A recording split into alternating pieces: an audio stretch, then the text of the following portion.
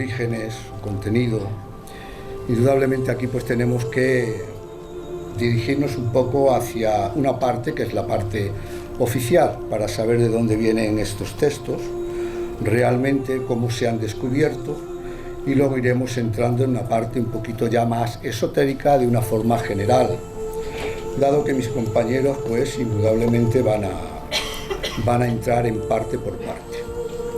El vídeo que hemos visto es maravilloso y nos ha hecho un gran resumen de todo esto, ¿no? Entonces vamos a empezar ya hablando un poco de lo que sería el descubrimiento de estos textos sagrados.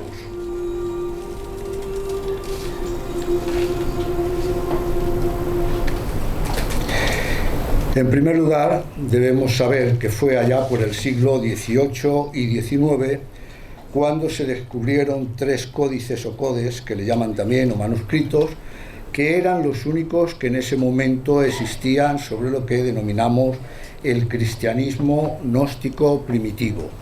Muchas gracias. Estos eran los 3 primeros textos que se descubrieron. Más tarde, ya habéis oído hablar seguramente, se descubrieron aquellos textos de la biblioteca gnóstica de Nag Hammadi en el Alto Egipto. Estamos hablando de 3 codes que veis ahí. El primero, el Codex Askew o Askevianus, donde está contenido lo que llamamos el Pistis Sophia, ¿verdad? Luego tenemos el Codex Bruce o Brucianus, que está contenido, o están contenidos los libros de Yehu, conservados en una biblioteca, la Biblioteca Bodleiana de Oxford, y después tenemos el Codex de Berlín, o Codex Babylonensis, ¿verdad?, que está en el Museo de Berlín.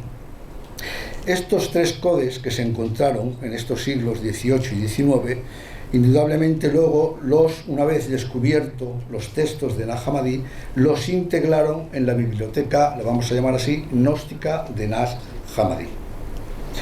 Vamos a empezar nombrando el Codex Brooks y luego el Codex Berlín y el de Askew, que son, como hemos visto, anteriores, y después ya nos introduciremos con el Code de la Pistis Sophia, el Code Askew.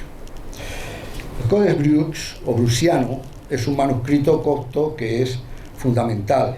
Fue adquirido por ese señor que veis ahí, que era un viajero, explorador de la época, escocés, y que se llamaba James Bruce, alrededor de los años 1769, en el Alto Egipto, cerca de Tebas. Y este Codex se publicó, ¿verdad?, esencialmente en el 1892. Es uno de los textos esenciales porque contiene una obra muy importante del gnosticismo universal, y es la única copia conocida que le llaman de varias formas, ¿verdad?, el libro del gran discurso iniciático, que está asociado a lo que se conoce con el nombre también de los libros de Yehu, ¿verdad? Y tiene otro tratado, este Codex, que no tiene título. Como os dije anteriormente, hoy en día se encuentra en la Biblioteca Bodleiana, que es una biblioteca que está en Oxford, muy antigua, remonta a sus orígenes a 1478. Hubo un duque, el duque de Gloucester, que fue el que dio su colección, y luego pues también el señor Tomás Bodley, por eso se llama la Biblioteca Bodleiana, fue quien remodeló toda esta colección y la inauguró en 1602. Eso es con respecto al Codex que hemos visto de Brooks. Luego tenemos el segundo, que es el Codex Babylonensis o el Codex de Berlín. Es un texto también gnóstico que data aproximadamente de los años 160 después de Jesucristo. Se encontró en Egipto. Le llaman Askew también porque es un lugar cerca, no muy lejano a Nag Hammadi, de hecho en el Alto Egipto, ¿verdad? Por eso se llaman Askew.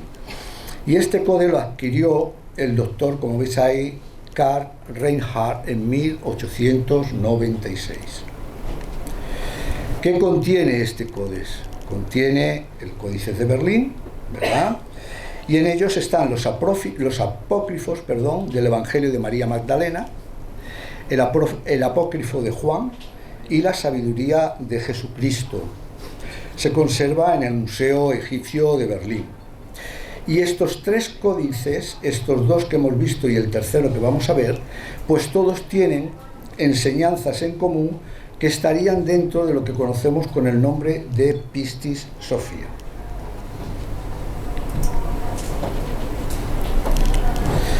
Bien, el Pistis Sophia es un nombre que se le da a un texto del cristianismo primitivo contenido en el Codex Asciu o Askevianus. Este Codex lo compró un señor que se llamaba el doctor Anthony Asciu. Era un médico y aparte de eso era coleccionista de libros y manuscritos. Se dice que lo habría adquirido en una tienda de aquellas en el Londres de la época, ¿no? Una vez que él falleció, ¿verdad?, el Museo Británico de Londres adquirió este códex en 1785 a sus herederos. ¿Qué contiene? Contiene la Pistis Sophia y una parte de los libros, como hemos visto, o textos del Salvador. Porque ya veremos en relación al nombre cómo está la cosa, ¿no? Se encuentra, como hemos dicho, aquí, en el British Museum actualmente, o en la British Library en Londres. El doctor Askew, él lo compró, pero no entendía lo que estaba escrito dentro. Sabía que era valioso, pero no sabía muy bien lo que decía. Entonces le dio a estudiar el manuscrito a un señor que se llamaba Carl Gottfried Voigt. Este señor sería y era el erudito copto, digamos, más famoso de la época. Y él mismo era el bibliotecario del Museo de Londres. Luego lo tenía todo para él, ¿no? Él realizó una transcripción del Codex Askew que nunca llegó a publicarse. Y fue él quien le donó o quien le dio el nombre de Pistis Sophia.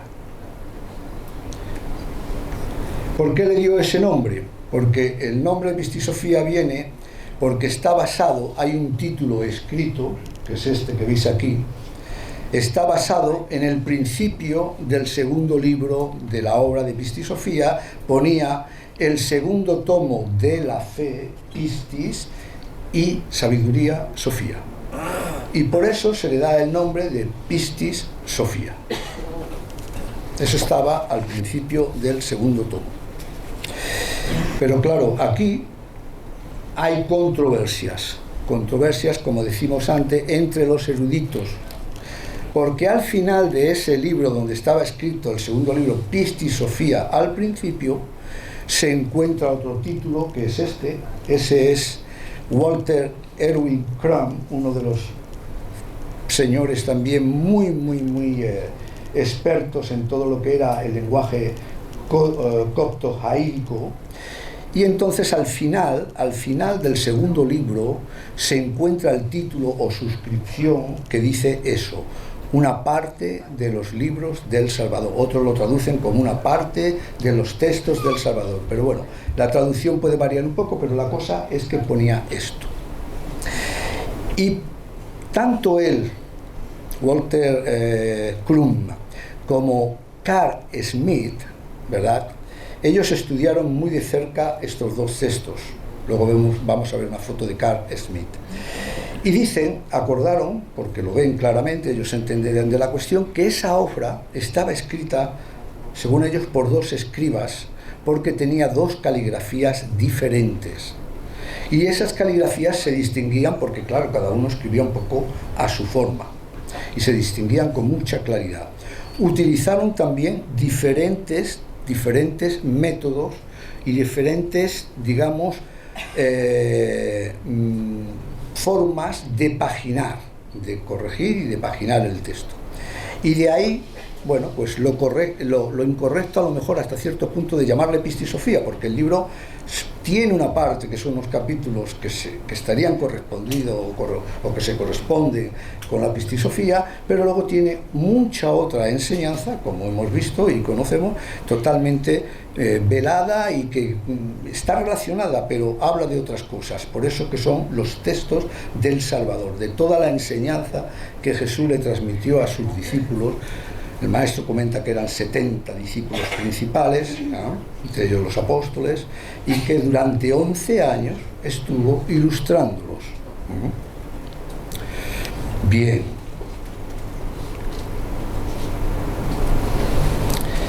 Aquí tenemos a Carl Smith. Carl Smith, él se inclina directamente por los libros del Salvador, basado en lo que hemos dicho, que estaba escrito al final del segundo libro. Y esta era la costumbre de la época. Es decir, la costumbre de la época, como esto eran pergaminos, era poner el título al final del volumen y no al principio del libro. Y así, pues, cuando se abría el rollo, al final, los textos del Salvador. No lo ponían al principio, lo ponían al final. Void lo puso al principio, Pistisofía, porque vio los nombres griegos. Si hay algo bueno en todo esto, es que aunque está en copto, evidentemente era el lenguaje de la época, el copto jaídico, pero ellos guardaron siempre toda la terminología griega que está escrita en esos textos, lo cual nos da ya la idea de antemano de que el original era griego. Bien, continuamos describiendo un poco el Codex, ¿no?, Asquiano, que es el que nos interesa. Es un pergamino que contiene unas 178 hojas, no unas 178 hojas, que son 356 páginas. Ellos le dan, los expertos, el nombre de en formato cuarto, 22.2 por 16,5 centímetros. Bueno, todo eso está muy bien. El manuscrito está redactado en copto saídico, como hemos dicho, y la escritura esta la datan, paleográficamente la datan del siglo IV. Y el original, evidentemente, detectaron ya que era griego por lo que hemos dicho, porque hay muchísimas palabras introducidas en ese copto jaídico que no tenía. El copto jaídico se expresaba de una forma totalmente a la forma de expresarlo en griego, y por consecuencia dejaron muchísimos términos, y de ahí dedujeron que ese original evidentemente era el griego, que eso había sido una copia, ¿no? Ese original griego no se ha encontrado, pero es en el que se basa luego la traducción copta, que sería el original griego. Lo datan aproximadamente del siglo II al siglo III. Ahí están, el maestro Samael habla de esto también, lo menciona entre el siglo II y el siglo III, y sin embargo, bueno, pues era el texto original, por decirlo de esa forma, no se ha encontrado. Bueno, pero afortunadamente quedó esta copia de este texto. Luego veremos dónde puede estar ese texto original. Como podemos imaginar, existen varias traducciones del Pistisofía. Vamos a nombrar evidentemente las más conocidas, ¿vale? Las más conocidas y reconocidas. La primera es esta, es en 1848, un coptólogo alemán que se llamaba Moritz Gottlieb Schwarze, no sé si lo pronunciaré bien, copió el manuscrito del Pistisofía. Él lo copió y le hizo una traducción al latín. Está totalmente escrito en latín, pero con los términos griegos nuevamente mantenidos en el texto. Él murió y a su muerte fue editada por un tal Julius Heinrich Petermann en 1851, 3 años después de su muerte, ¿verdad? Y su versión, pues como he dicho antes, latina, contiene todas esas palabras griegas. Después de este primera traducción, que fue una gran referencia para más tarde, en 1890-91 viene el escritor George Robert Stowe Mead. Este hombre inglés, ¿verdad?, era un hombre muy conocido y muy erudito de la época. Él publica en la revista Lucifer, que era una revista que expandía y transmitía la teosofía, ¿verdad?, de Elena Blavatsky. Él publica en esa revista Lucifer una traducción al inglés de los dos primeros libros de la Pistisofía. Él no publica en ese momento la obra completa, simplemente una traducción al inglés, apoyándose en la traducción latina que hemos visto, de Schwarze. Entonces hay que esperar hasta el año 1896 para que se publicara también la otra parte que faltaba por traducir. Esa fue la primera traducción en lengua inglesa del texto completo de la Pistisofía, en 1896. A comienzos del siglo XX era otra traducción. Hemos visto una al latín, una al inglés, y ahora a comienzos del XX un gran coptólogo, que era Carl Schmitt, en 1905 publica una de las mejores traducciones que hay al alemán del texto del Pistisofía y los libros de Jehus, contenido en el Codex que hemos visto antes, el Codex Brucianus, y que todavía se mantiene como modelo, especialmente la presentación inglesa que hizo un señor que se llamaba Violet Marc Demont en el 1978, se basó en esta traducción de 1905 de Carl Schmitt. Volvemos, son nombres, fechas, pero es importante que veamos al menos en su parte oficial cuáles son los orígenes. Volvemos a Carl Schmitt, a Mead en 1921, a George. Él publica una edición que ya la tenía, pero esta es actualizada. Actualiza la edición de 1896 y la publica en 1921 e incluye ahí unas notas y comentarios, unas notas y algunos comentarios. Como veremos más adelante, precisamente, esa es la referencia de la Pistisofía que luego el maestro Samael devela en parte, la de Mead. El maestro Samael toma como referencia para su develación esta obra de Mead de 1921, ¿verdad? Bien. ¿Cómo está compuesto ese manuscrito? Generalmente, prácticamente todos los expertos en la materia, ese manuscrito lo dividen en 4 secciones, o 4 libros, 4 secciones principales o 4 libros. Por eso dicen libro 1 a libro 4. Está compuesta por 148 capítulos. Si vosotros vais al Pistisofía que nosotros tenemos, pues veréis que hay 148 capítulos. Solamente cambia un poquito, no cambia nada, pero cambia la división que el maestro hace, que lo va a dividir, como hemos visto, o lo veremos, en 6 libros. 148 capítulos, ¿vale? El primer libro.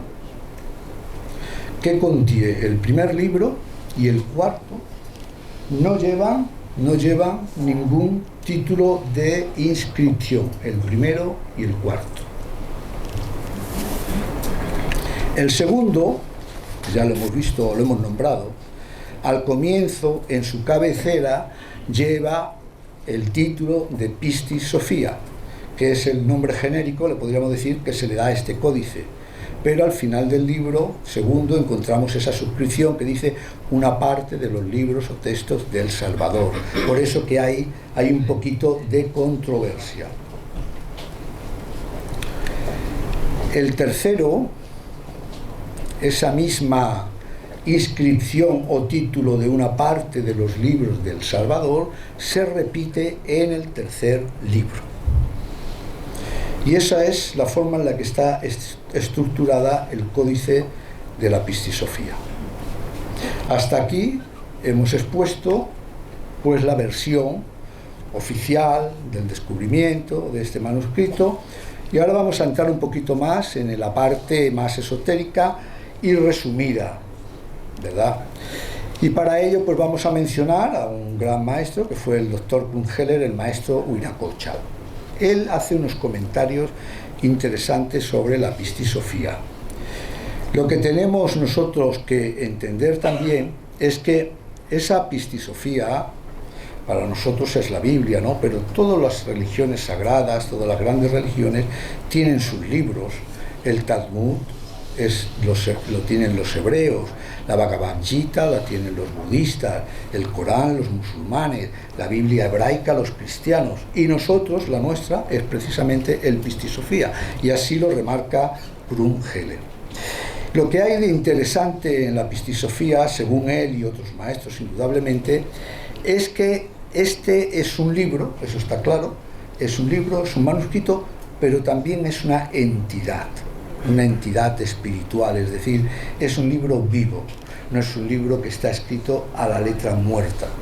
Claro, podemos decir, así hay muchos libros, sí, pero no, porque al ser una entidad espiritual, ¿qué quiere decir? Aquello que dijo el Cristo, que todo irá pasando, los tiempos pasarán y pasarán y pasarán, pero que sus palabras no pasarán. Y como son las palabras del Salvador y que están reflejadas ahí en forma simbólica, y hay que entenderlas, evidentemente, estas no pasarán, por muy modernos que sean los tiempos y por mucha inteligencia artificial que tengamos, estas no pasarán, estarán presentes, ¿verdad? Pistisofía significa, si lo traducimos literalmente, fe y luego pues sofía, sabiduría o poder, algunos lo traducen como poder o sabiduría. Y aquí tenemos que tener una cuestión presente que es importante, porque la fe puede ser el producto, como dice Krumheller, de algo que nos cuenta, una opinión extraña que nos cuenta y que nos creemos. Pero esa no es la fe que nosotros necesitamos y de la que nosotros o a la que nosotros nos queremos referir. La fe, en el sentido más profundo, más esotérico, ¿verdad? En el sentido más profundo, esotérico, religioso, es una fuerza en realidad mágica. Es una fuerza que, como dice la Biblia hebraica, basta tener como un grano de mostaza para levantar montañas y echarlas al mar. Esa es la verdadera fe. La fe que es producto de la experiencia que se va adquiriendo con la experiencia interna, con el despertar de nuestras facultades. Esa es la verdadera fe. Y Sofía, pues es ciencia. Por eso dice que Krumheller define eso de manera que Pistisofía, dice, es poder, ciencia, es teurgia, es magia blanca. Luego en ese libro está contenido todo. Está contenida la parte evidentemente esotérica, religiosa, mística, pero también la parte teúrgica, porque hay actos verdaderamente de teurgia, de invocaciones, de rituales, etcétera, etcétera. Y dice que esa es la gran diferencia, o sea, es la diferencia entre el gnóstico y otras escuelas, muchas de las otras escuelas. ¿Por qué? Dice, porque el gnóstico, en principio, ¿qué es lo que pide y qué es lo que exige? Exige, digamos, primero, ese pistis, esa fe, como comprobación de los hechos. Eso es lo primero que se necesita. Y esa fe está basada, como hemos dicho, en una práctica, en un trabajo interior que es real y que es objetivo, o debe serlo. Y está fuera de toda especulación a priori, de toda creencia mundana. Cuando alguien ha experimentado algo, alguien de nosotros haya experimentado algo, por poquito que sea, esa fe se deposita ahí. Y ya nos pueden contar historias que es igual, nosotros sabemos de que eso existe, ¿verdad? Entonces, bueno, eso es lo primero que se necesita, esa fe. Y luego se necesita, indudablemente, la sofía, que es la ciencia, ¿verdad? Es el estudio de esos hechos. Bien. El libro íntegro, nos dice él, y por aquí lo que decía antes, a lo que me refería, dice, el libro íntegro e intacto, el verdadero original del Pistisofía, tal como se escribió en griego, se encontraría en los mundos internos. Dice, es una gran reliquia, para los maestros de la logia blanca, evidentemente, que lo conocen y que lo tienen, dice, es una gran reliquia que se da solamente a conocer a aquellos que están en condiciones de cumplir, ¿verdad?, de cumplir lo que dice el libro en sí mismo, ¿no?, de recibir esas enseñanzas, cumplirlas y practicarlas. Dice, y a nosotros tuvo que venir necesariamente, y es nuestro patriarcado el fiel guardador, el que guarda tan preciada joya.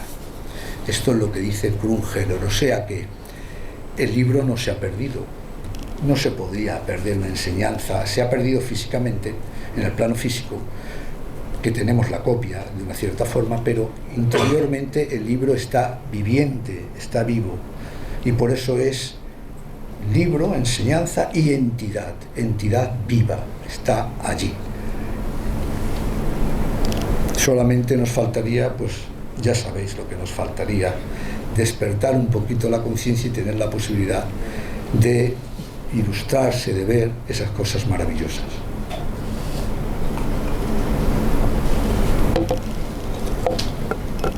Bien.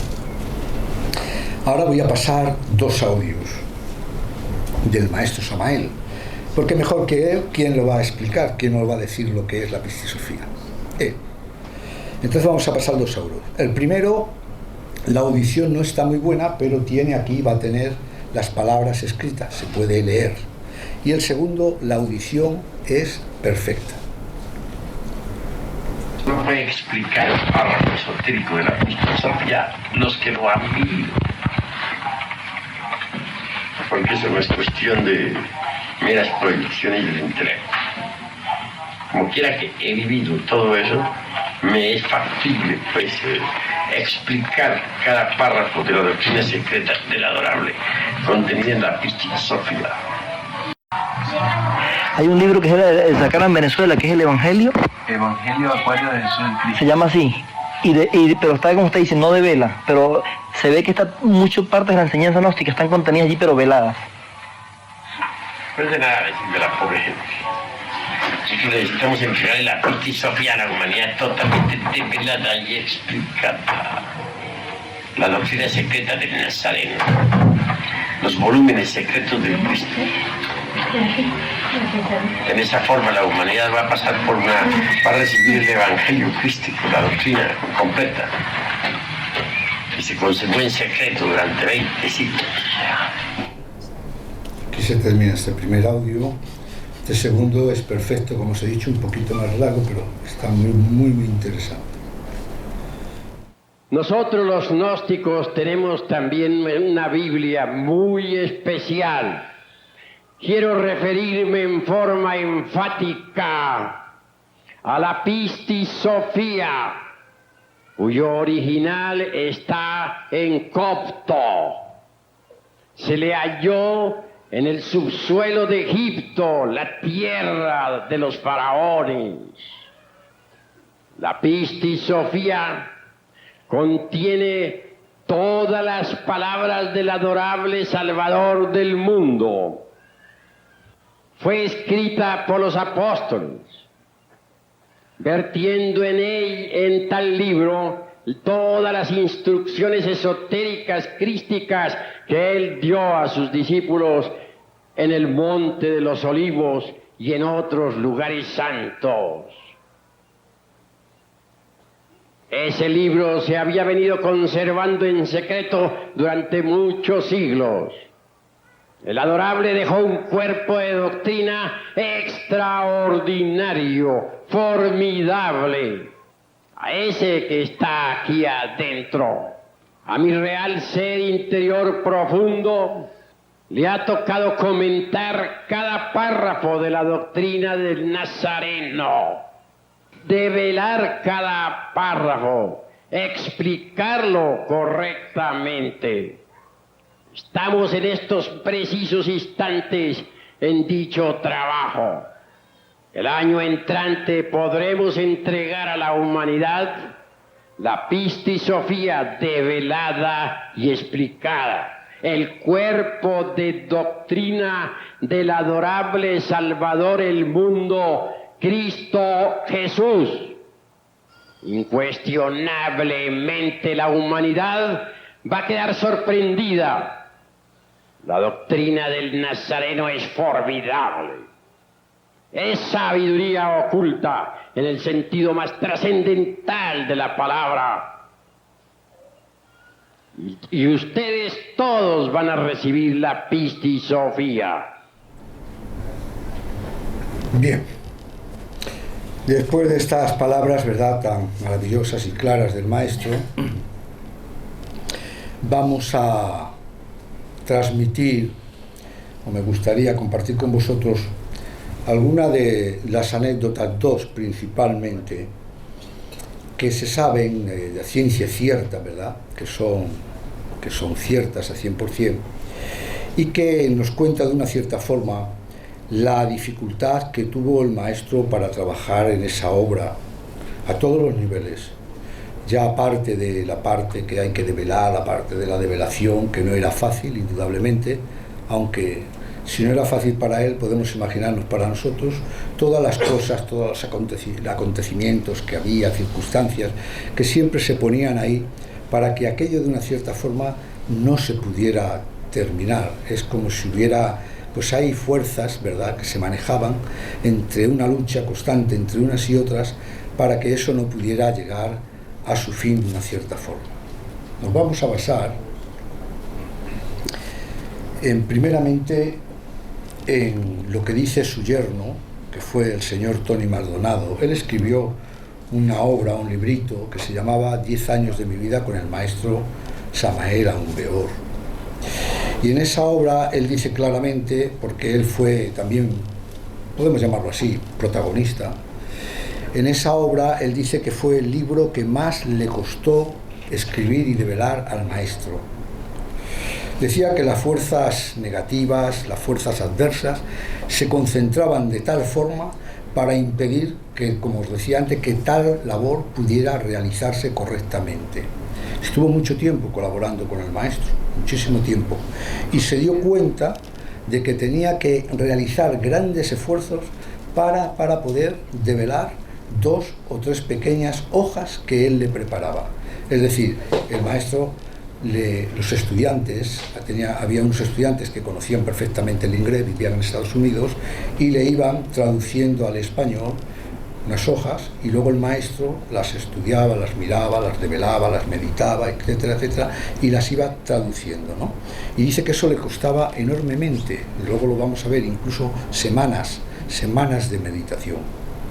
Dice que él también, particularmente él que era el enlace, preparaba también las hojas, se las daba al maestro y tal, dice que no sabía qué le pasaba, que él que estaba allí siempre presente a disposición del maestro, pero que había una falta de continuidad que no entendía, o sea, que no llegaba a ver por qué no podía rendir lo que tenía que rendir, ¿no? Si tenía, por ejemplo, que entregarle 5 hojas, solamente le entregaba 2, o sea, había una serie ahí de circunstancias que se ponían de por medio, se le interrumpía constantemente todo el día cuando empezaba a hacer una cosa o a hacer otra, y dice que a pesar de todo el deseo que él ponía en ayudar al maestro, le resultaba muy difícil avanzar con lo que le iba dando. Esto para el principio. Luego, en varias ocasiones, dice, me comentó el maestro que nadie había sobrevivido al intentar develar este gran libro. Nadie había sobrevivido. Él dice, bueno, para él, ¿no? Se decía, no le dijo nada al maestro, indudablemente para él se decía, bueno, yo pienso que esto nunca le va a pasar al maestro nada, porque el maestro es el maestro. Y cuando dice, así lo escribe textualmente, lo voy a leer, cuando ya avanzábamos triunfantes, casi a la mitad del libro, me llamó por teléfono diciéndome, el maestro lo llama, y le dice que tenía grandes quebrantos de salud y que eran cuestión de vida o muerte. Así se lo expresó el maestro a su yerno, ¿no? Dice que eso le sorprendió porque le dijo, voy a dejar hasta aquí ya la develación del Pistisofía. La otra mitad la haré más adelante. Luego, cuando él escribe la obra, años después, dice, debido a la naturalidad, ¿no?, con la que me hablaba el maestro de las cosas más trascendentales, no le presté en aquel momento mucha atención. Sin darme cuenta, era una gran verdad, pero yo no le presté mucha atención. Simplemente le dije al maestro, no diga eso, usted sabe que usted es todo para nosotros y que sin usted nuestra vida no tiene ningún sentido, le dice Tony Maldonado al maestro. Y el maestro le dice, lo sé que es así, pero esto es parte de mi proceso interno. O sea, el maestro ya sabía lo que se le venía encima, indudablemente, ¿no? Y otro de esos días, trabajando juntos, le explicó el maestro que la obra, Pistisofía, la obra de Jesucristo en realidad, que estaba contenida está contenida en el Pistisofía, que esa obra es la octava superior de las enseñanzas crísticas y que es el Pistisofía. Dice, mira como el tiempo no puede contra ella, todo pasará, mas las palabras, lo que decíamos antes de Jesucristo, no pasarán, porque son de palpitante actualidad. Y dice, y más ahora que le daremos el libro en forma de velada a la humanidad. Él, como todos, sabíamos que el título en sí mismo es Pistis, fe, Sofía, sabiduría. Pero el maestro le explicó que eso tenía todavía otro término que era más exacto, otro significado. Y entonces le dijo que en realidad la traducción exacta sería poder, sabiduría. El poder que se halla latente dentro de cada uno de nosotros, que coincide mucho con lo que estábamos diciendo antes del maestro Huiracocha. Es decir, ese poder es el producto de la fe, de la experiencia, del trabajo, de la revelación interna. Eso da fuerza, da poder, y al mismo tiempo, Sofía, sabiduría, la verificación verdadera de ese poder y la expresión, ¿no?, a través de la sabiduría. Sabemos todos, lo comentó Emilio, el maestro se desencarnó sin poder develar completamente el texto, ¿verdad? Se paró más o menos en la mitad del capítulo 91 de ese texto. Aquí él insertó una nota que decía más o menos cuándo completaría su develación. Esta nota la pongo aquí porque es una especie de koan para todos nosotros, para que la meditemos y la reflexionemos.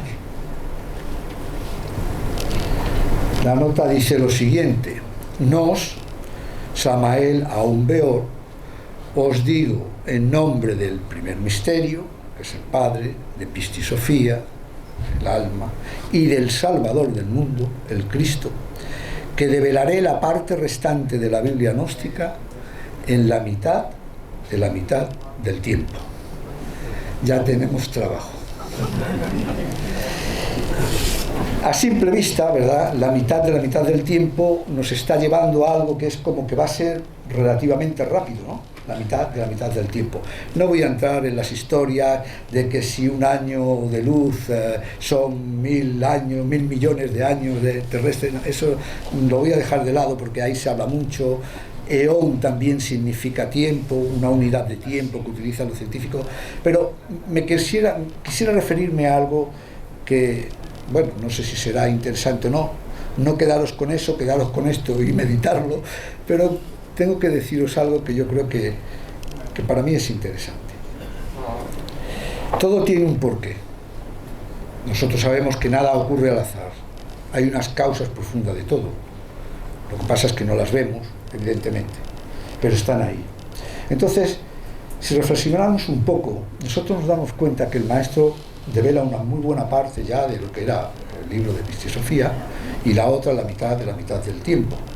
Pero es que el maestro Samael también, cuando nosotros lo vemos, él termina su obra hasta cierto punto. Le quedan unos aspectos que tiene que terminar, unos trabajos que tiene que terminar, para complementar totalmente la obra, para liberarse totalmente, para llegar a las regiones del pleroma, a las regiones de la luz, totalmente ya fuera de todo. Entonces, la idea es que la mitad del tiempo probablemente él no tarde mucho en venir, y más como están las cosas. Él tiene que venir, eso está dicho, está más que dicho y está más que sabido. La misma maestra Litelantes lo decía: cuando venga el abuelo tiene que venir, y la primera que se enterará era yo, porque siempre le venían con cosas, que si Samael por aquí, que si Samael estaba por allá, y ella decía: esas son tonterías, cuando el abuelo venga yo sabré que ha venido.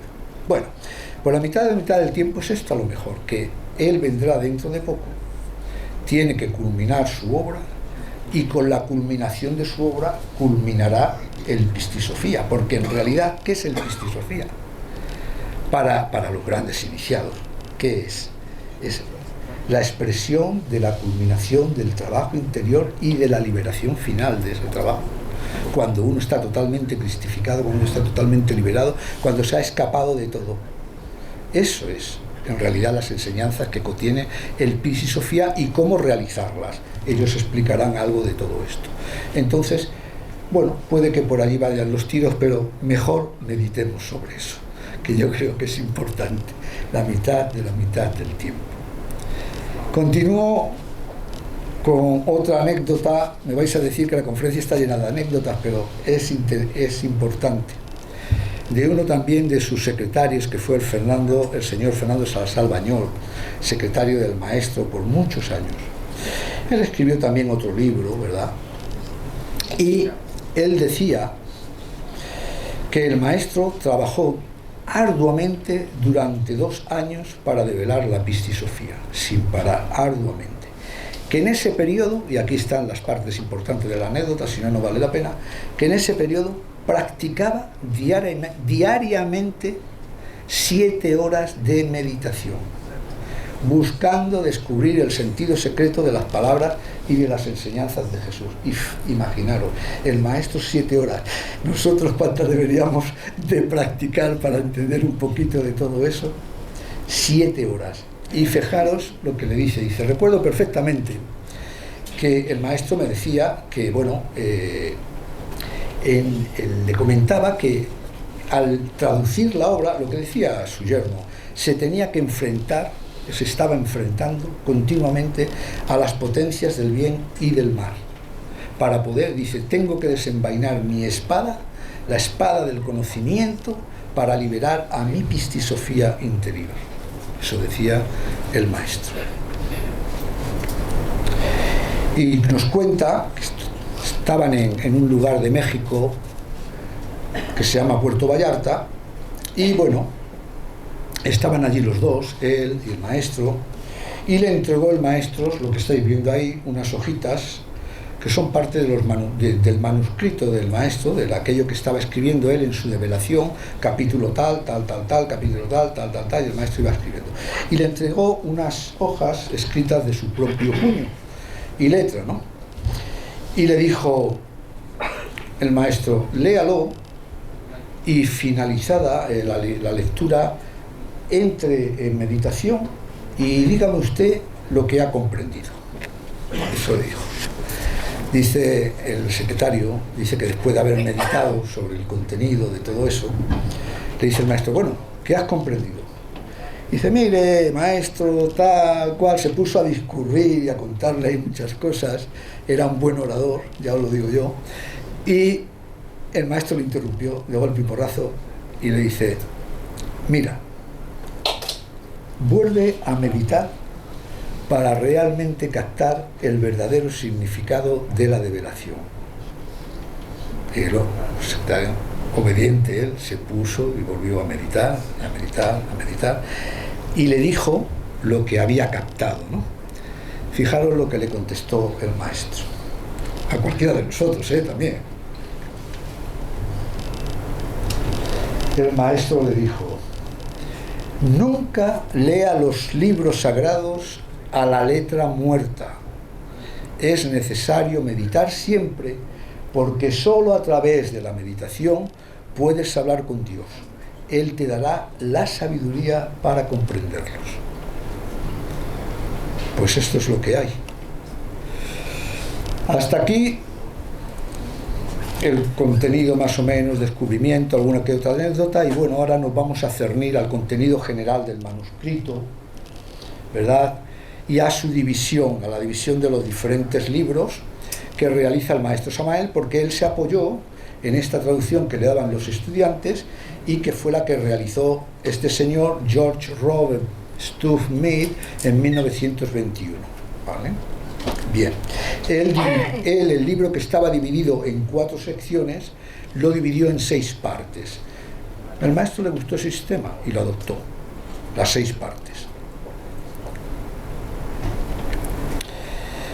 En primer lugar, es que el narrador de este sublime manuscrito indudablemente es Jesús el Cristo resucitado, quien después de la edad de su resurrección y durante 11 años revela las enseñanzas a sus discípulos. Podemos observar, ahí está, a todo lo largo del texto de Pistisofía, ¿verdad?, que hay un diálogo de Jesús siempre con sus discípulos en diferentes niveles, indudablemente, relativo siempre al conocimiento interno de cómo uno puede ir adquiriendo ese despertar, esa liberación, esa autorrealización.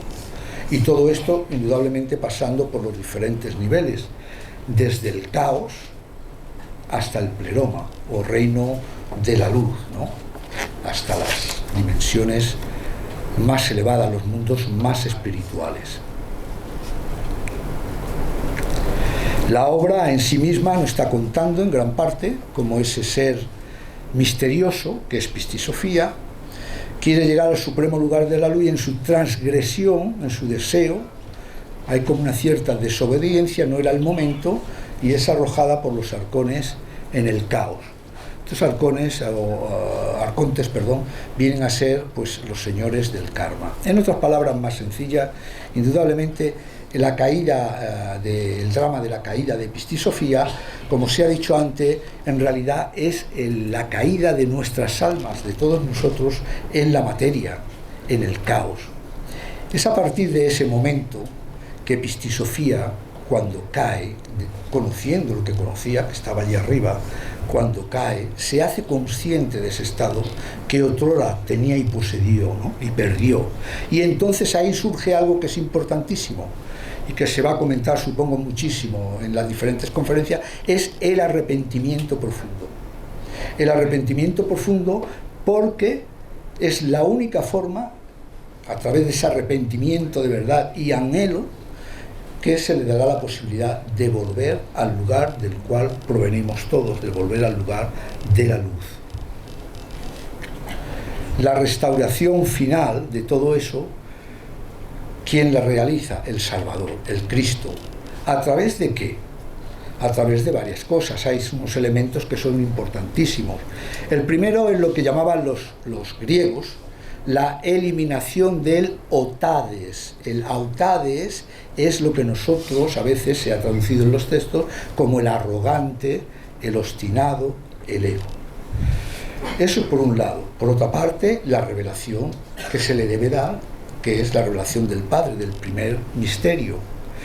El perdón de los pecados, indudablemente, que podrían ser perdonados con arrepentimiento total, y la compasión infinita de ese Padre para que envíe al Salvador, a Jesús, a liberarla de las tinieblas y la vuelva nuevamente, la lleve nuevamente, podríamos decir, a su casa. Y es de aquí que surge la realidad de que Jesús es el Cristo Salvador de las almas, el liberador y el redentor. En la obra tenemos muchos aspectos diferentes, muchas cosas, pero hay 13 himnos fundamentales, 13 himnos o cánticos de arrepentimiento. Recordemos que Pistisofía está en el caos, en las tinieblas, pero ella conoce la luz, ha estado en la luz y es consciente de eso. Entonces se arrepiente y empieza a realizar una serie de himnos o cánticos a la luz para que se la saque de allí, ¿no? Bien, pues entonces esos 13 himnos de arrepentimiento están relacionados, es decir, con esas 13 regiones o mundos, desde lo más denso, más oscuro y más tenebroso a lo más espiritual y luminoso. Es el camino de vuelta que debe realizar. Y por eso que cada vez que Jesús recita uno de ellos en su libro, en el manuscrito, invita a sus discípulos para que expresen su comprensión. Era un diálogo entre maestro, que es Jesús en sí mismo, y sus discípulos. Él discurría, dialogaba, hablaba, enseñaba, y ellos al mismo tiempo tenían que responder cuando él se lo decía, ¿no? Como dato interesante, esto es un dato simplemente que puede ser, bueno, pues un dato interesante. Hay una serie de discípulos, ¿verdad?, que intervienen en esos arrepentimientos o himnos. Tenemos ahí a Andrés, que interviene 5 veces. Santiago 3, Juan interviene 9, en el Pistisofía, en los capítulos de Pistisofía. María Magdalena interviene 83 veces en el Pistisofía. Y María, la madre de Jesús, unas 5 veces. Luego tenemos Pedro, Felipe, 5 veces, Tomás 3 veces, Marta 6, etcétera, etcétera, etcétera. O sea, los discípulos iban expresando lo que habían comprendido de lo que decía Jesús, ¿no? Y había varias, pues, intervenciones. El Pistisofía, develado por el maestro Samael, ya lo dije, está dividido en 6 libros o partes que vamos a presentar de forma general, porque después ellos, mis compañeros, la van a abordar de forma más explícita. Nos vamos al primer libro, se compone de 62 capítulos. El primer libro se compone de 62 capítulos. ¿Qué hay en ese primer libro? Entre otras cosas, es ese resumen de las enseñanzas de Jesús tras su resurrección, la descripción del descenso de la luz, ¿verdad?, de esa luz sobre él, en uno de los momentos que él se encontraba en el Monte de los Olivos, en presencia de sus discípulos, y luego la ascensión y el descenso. Tenemos también el relato de Jesús sobre su ascensión, cuando asciende vestido con ese manto de luz, que nadie podía soportar, esa luz impresionante. Y también lo que está en relación con la rebelión de esos aeones contra la luz y la privación que se le hace a esos aeones que se rebelaron. Jesús les enseña a los apóstoles aquí en este primer libro sobre el primer misterio y le promete una cosa importantísima: no ocultarles absolutamente nada de cómo llegar a este primer misterio, es decir, de cómo llegar al Padre. Aquí enfatiza la importancia de lo que es las 12 potestades o los 12 poderes que él mete dentro de sus discípulos principales, que son los apóstoles. Fijaros lo que dice en el capítulo 7. Jesús les dice: la fuerza que está en vosotros proviene de mí. Vuestras almas residen en lo alto. He traído 12 potestades de los 12 redentores del tesoro de la luz. Es decir, esas personas, evidentemente por sus cualidades, eran escogidas ya por Jesús.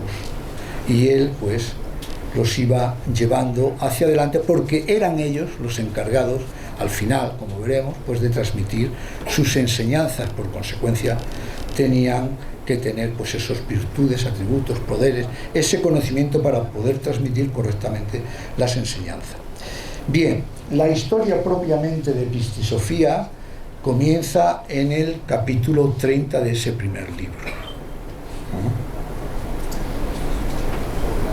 La historia propiamente donde se habla de Pistisofía. Segundo libro comienza en el capítulo 63, continúa con la historia de Pistisofía, que ha comenzado en el 30 y finaliza en el 82, capítulo 82 del segundo libro. En total, ¿qué tenemos? En total tenemos 52 capítulos destinados a la caída y a la salvación de Sofía. Y aquí tenemos pues un discurso del primer misterio relatando esa salvación de Pistisofía mediante los poderes de la luz que van a enviar desde las dimensiones espirituales, desde arriba, Jesús el Cristo, y le encarga le encarga este trabajo a Gabriel y a Miguel. Tenemos ese relato, ¿verdad?, también de las aflicciones de Pistisofía, cuando ella se va arrepintiendo a mano, porque estaba cogida por el Autades, el ego, y bueno, pues todo esto es escuchado en las dimensiones superiores, que parten desde el caos. Todo ese arrepentimiento parte desde el caos. Envían a Miguel y a Gabriel para que la llevaran en sus manos y la guiaran fuera del caos, ¿verdad? Bien, todo eso, toda esa parte de Gabriel y Miguel, esta parte de la sacada del caos y de ese derramamiento de luz sobre Pistisofía, eso lo interpreta Santiago citando el Salmo 90. Termina la historia de Pistisofía en el capítulo 82, con otro relato de Jesús.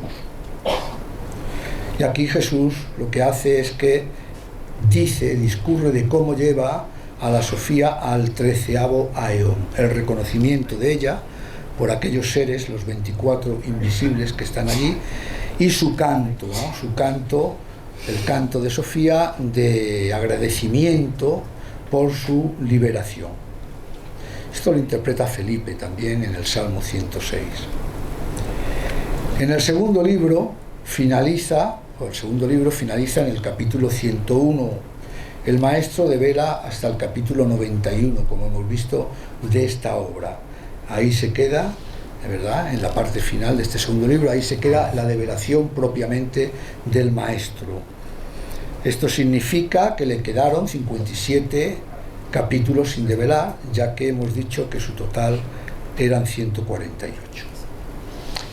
Como conclusión de este segundo libro, unas palabras de Jesús, en la que los discípulos le preguntan, y él dice, por esta razón, dice cosas, primero dice, por esta razón, el que ha encontrado las palabras de estos misterios es como el primero, porque es la gnosis del inefable. Esa sería la conclusión del capítulo 2, encontrar los misterios realmente que él les está enseñando, las palabras, su significado, su sabiduría profunda, y entonces sería la gnosis del inefable, ¿no?, de lo que hay ahí arriba, del Salvador, del Padre, etc. Tercer capítulo, o tercer libro, capítulo 102 al 125. Aquí Jesús les enseña que hay, de forma general, discurre con ellos, diciéndole que hay que renunciar al mundo, bien entendido, renunciar solamente al aspecto de estar identificado con la materia, con el mundo puramente físico, para ser salvado de los castigos de la mente. Les habla también sobre la predicación, ¿verdad?, que tienen que hacer, y los medios nuevamente para que lleguen al reino de la luz. Es decir, él les está entregando esas enseñanzas para que las practiquen, para que se puedan salvar en definitiva de esa rueda infernal, o para que podamos de esa rueda infernal del samsara. Contesta a varias preguntas que le hacen, y sobre todo a las preguntas que están relacionadas con el perdón de los pecados en relación con esos misterios y cómo llegar realmente al misterio de la luz. Todo esto pienso que se va a hablar de ello. Luego también les habla aquí ya un poquito, les habla un poco sobre el poder, ¿no?, del alma, el espíritu y su contraparte, el ego, que es lo que nos invita a pecar, a transgredir, ¿no?, y cómo zafarse de todo eso.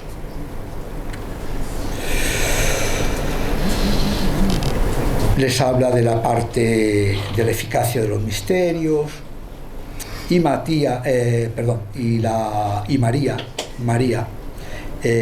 devela eso con la Evangelios y las epístolas de los romanos. Y luego ella le pregunta unas cosas y él responde. María, la madre de Jesús, responde sobre los misterios, el perdón de los pecados, y en el capítulo 125, que cierra este tercer libro a esas preguntas que se le van haciendo y él va contestando y enseñando, dice que aquellos que conocen los misterios y no los practican, dice, ni se arrepienten, o sea, el que conoce los misterios y encima no los practica y tampoco se arrepiente, dice, irán a las tinieblas exteriores, donde está el llanto y el crujir de dientes.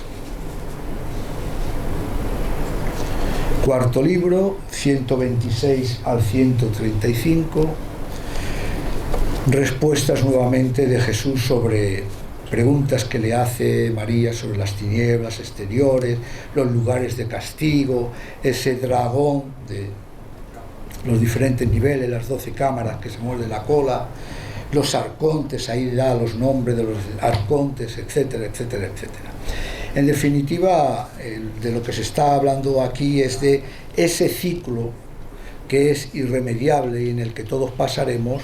Si no ha habido realmente comprensión, trabajo y liberación, pues pasaremos por la involución, es decir, a través de todos esos diferentes niveles de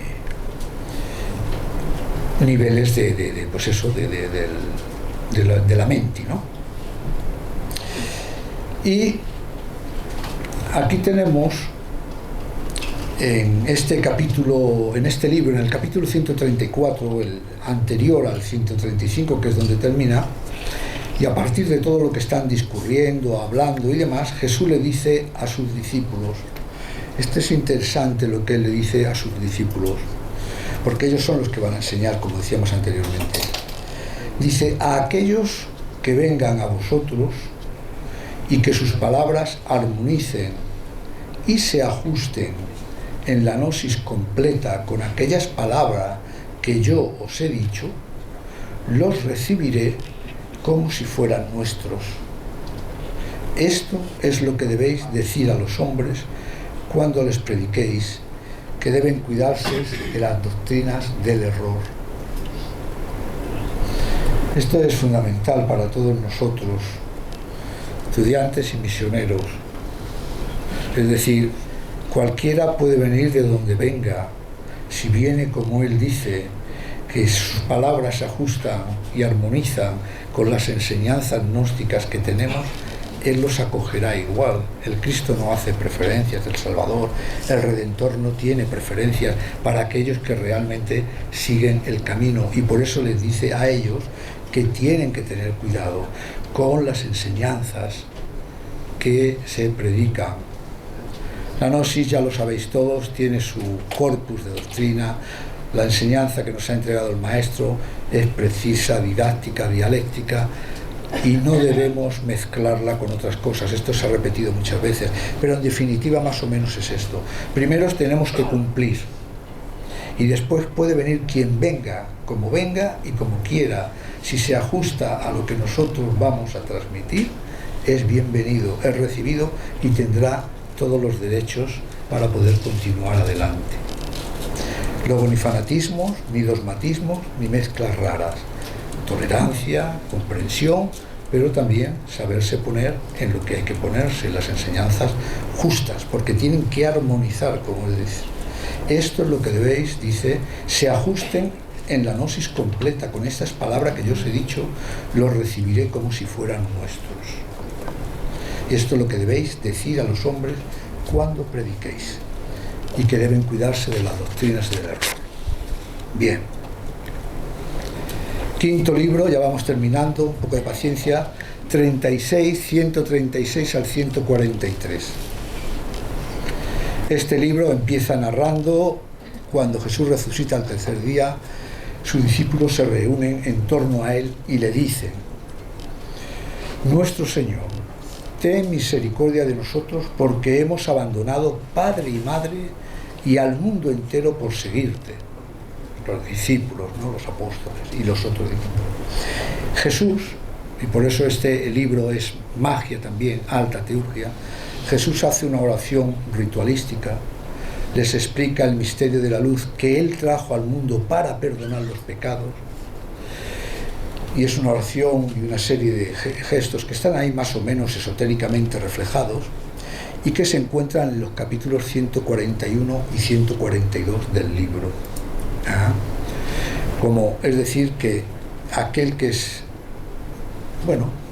que aquel que se da totalmente a las enseñanzas de Cristo, Él nunca nos abandonará. Y en el capítulo 138, María pues le habla y le dice que tenga misericordia para aquellos desdichados, y le dice: verdaderamente, amados hermanos, al que abandona padre y madre por mi nombre, le daré todos los misterios y toda la gnosis. Bien entendido, ¿no?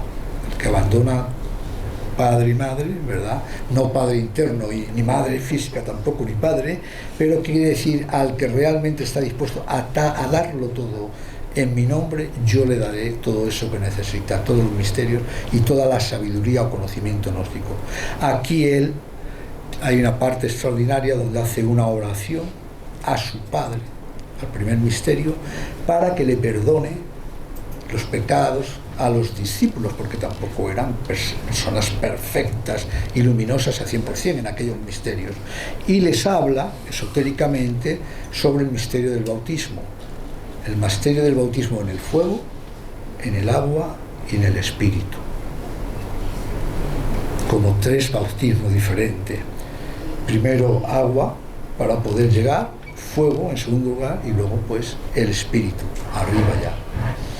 Bien, aquí hay una laguna de unas 8 páginas que están en blanco, que no hay texto. Sexto libro, 144 al 148. Respuestas de Jesús, aquí hay muchas preguntas, sobre el castigo de los diversos pecados. Entonces, hay una oración de Jesús pidiendo compasión por todo esto, y que también los discípulos le piden que le ayude, que los compadezca, etcétera, desde el Amenti, ¿no? Y aquí pues viene la visión o la misión de la Virgen de la Luz en este último libro ya, muy interesante.